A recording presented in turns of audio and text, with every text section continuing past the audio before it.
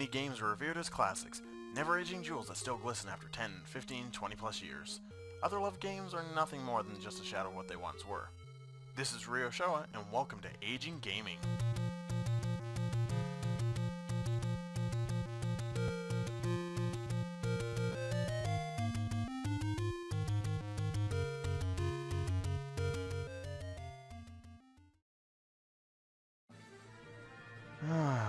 Star Fox 64. One of the early titles of the Nintendo 64. This was one of those games I played the shit out of when I was a child. It shows in some of my other videos because I quote it a lot. Like, seriously, the one-liners are ingrained into my brain. So perhaps the first question on your mind is, why Star Fox 64 instead of Star Fox for the Super Nintendo? My reason? I don't know. It just kinda was the first thought I came up with, and I was like, good enough, let's do that! Star Fox 64 really impacted gaming as a whole, in my honest opinion. It was the first enjoyable game that made use of a rumble feature in video games. Rumbling controllers weren't really a thing prior to Star Fox 64, and it's now a staple in the gaming industry. To me, that's big. Like, really big.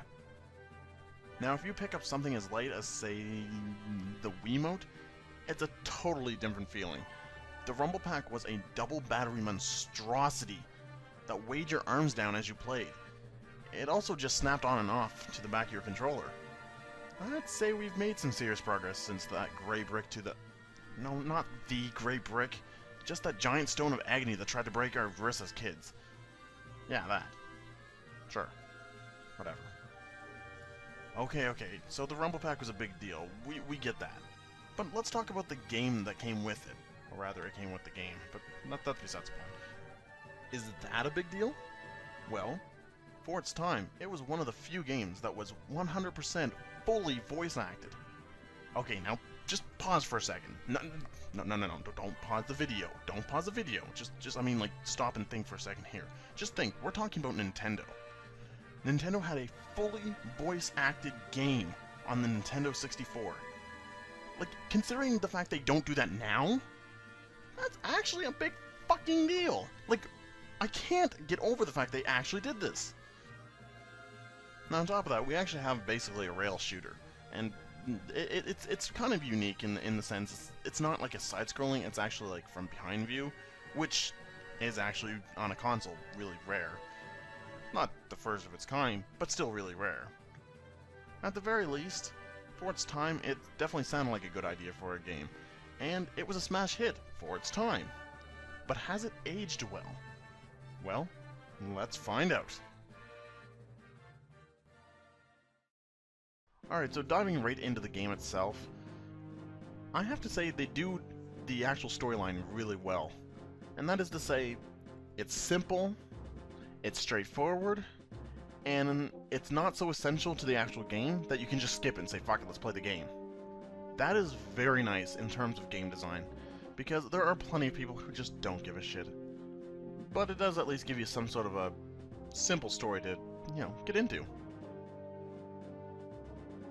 And here we have the actual linelet system, which is the basis of the actual game. 15 planets, which means 15 possible stages. I say possible because you can never actually play all of them at once, which may seem like a bad thing, but it actually isn't that bad at all. With each playthrough of the game, you will always start at Corneria, and you will always end at Venom. However, there are 15 planets, and you only play through 9. What you actually do matters, because you will take different routes based on the choices you make in each stage. This is exactly how Star Fox 64 makes you want to play through the game more than once, because after you take one route, you kind of go, well, now I want to know what goes on with the other planets, so you take another route. And to be honest with you, even after taking one of the other routes, you're technically going to have to play through the game 3 times to actually see every planet. And it is also fair to say that Venom has 2 ways of finishing it. Now, General Pepper has asked you to help out Corneria in defeating the Venom army led by Andross, the villain of the game. And the Star Fox team itself are more than happy to oblige for the right price. So you get some, I guess, kind of funny conversation going on at the beginning of each stage, but to be frank, I don't even give a shit what General Pepper has to say most time. Oh boy. Now, if you want the best lines in gaming history, look no further because holy crap, Star Fox 64 has some of the cheesiest lines in gaming history. I guess I should be thankful. You want a piece of me? I'm going to crush you! What the heck? Destroy. Destroy. It really is a challenge to actually not smile throughout at least some of the game. Even if some of the voice acting is actually really terrible, it's kind of funny in a sad kind of way. Moving to the actual stages themselves, they all do feel very different. I mean, yeah, Sector Y and Sector X and Meteo, just to say for a few examples, are all, space levels, but generally speaking, they all feel very unique in their own way. No two stages feel really the same. And considering the fact you go to Venom in two different ways, they even feel pretty different, just because of how you handle the actual missions.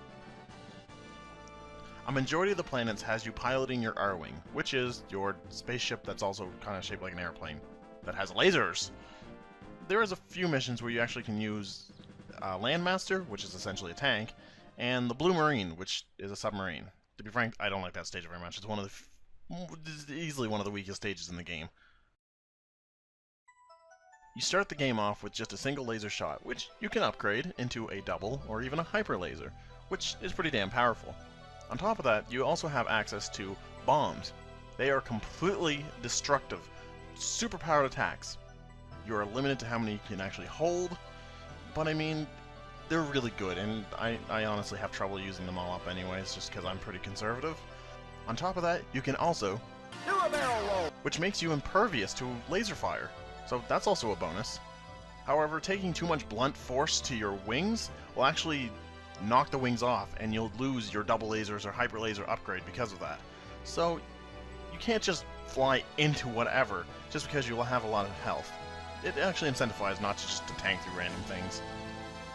On top of everything else, there's actually stages, or at least parts of stages, say boss battles for example, where instead of going into a railgun shooter, you're actually into an all-range mode, as they put it. They quite literally call it all-range mode. It's kind of funny.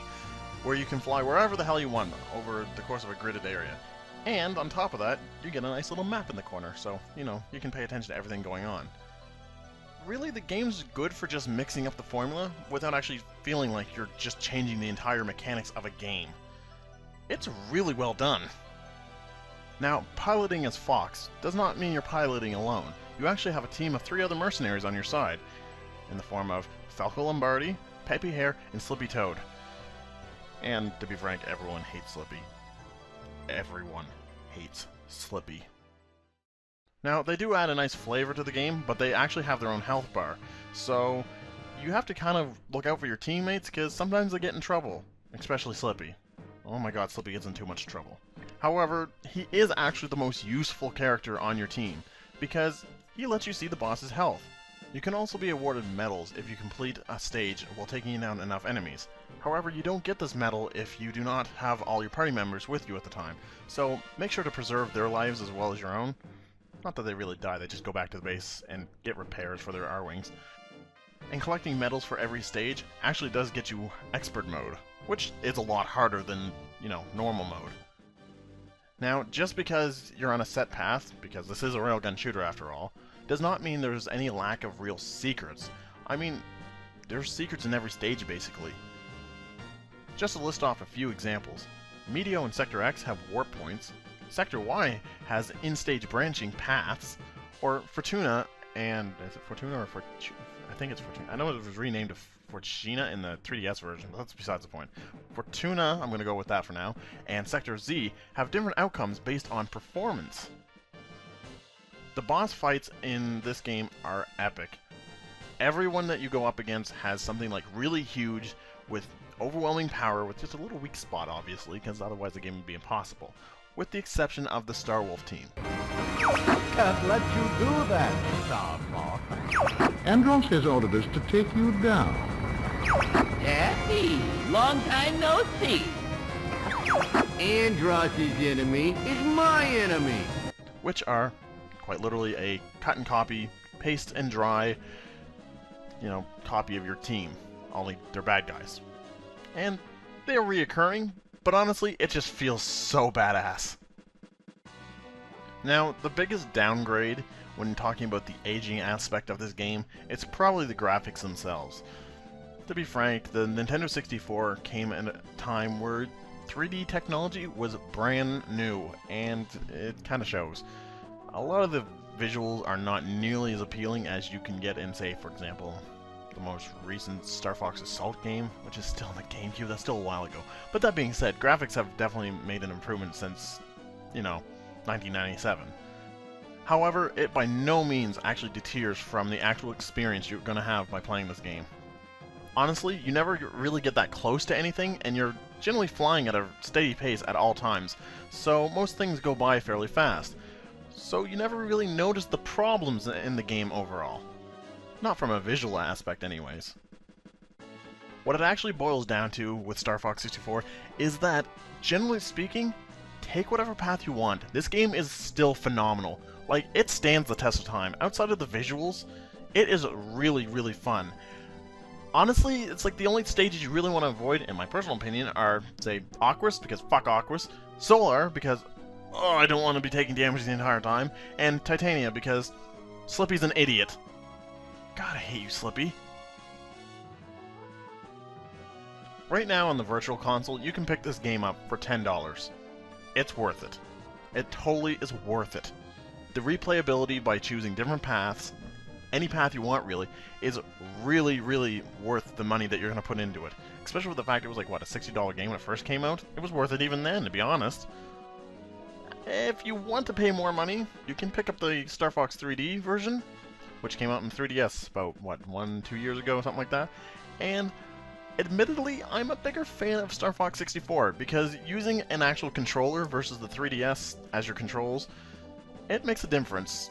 Not a big one, and honestly, the visual upgrade does make, a lot of the actual scenes a little more breathtaking, but I still think I like Star Fox 64 more, with the exception of Battle Mode. Battle Mode is the only time where I actually would say 3D is better, but that's only because it's just, there's more to it in the 3D version.